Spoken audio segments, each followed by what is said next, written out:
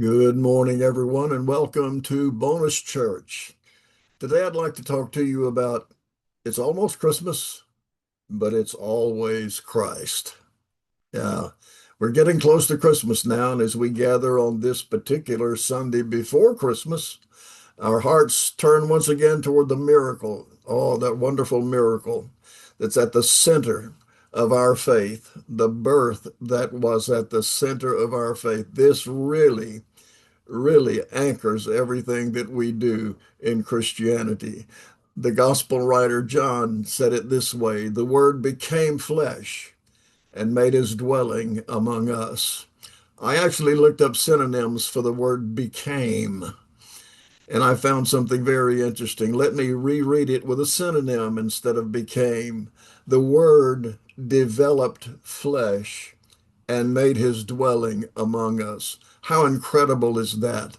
The word that God spoke was so creative that his spoken word developed flesh, became flesh, and made a dwelling among us. How incredible is that?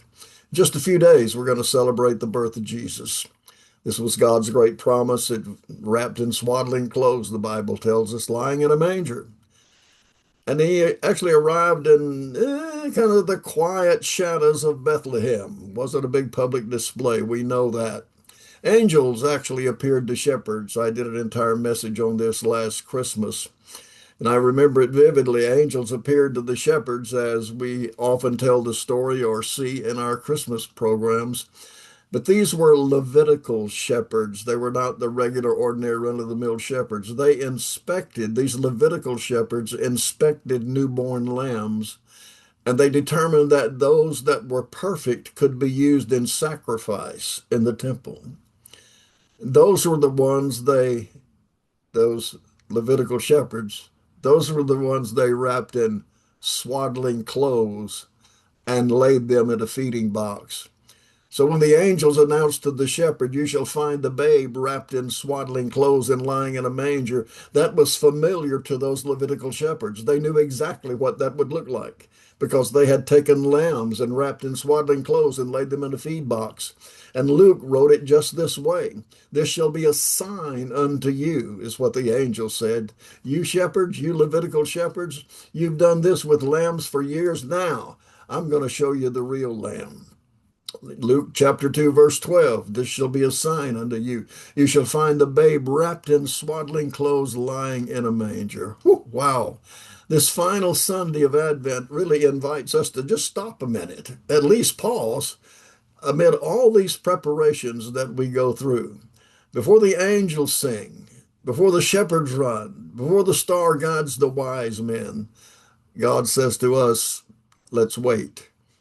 And in that waiting, he's reminding us that his greatest gifts often arrive in our life without fanfare, but with humility and grace.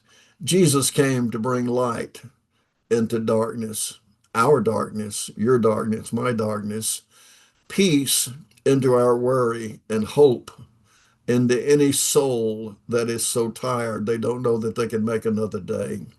He entered our world not as a distant king, but as Emmanuel, God with us.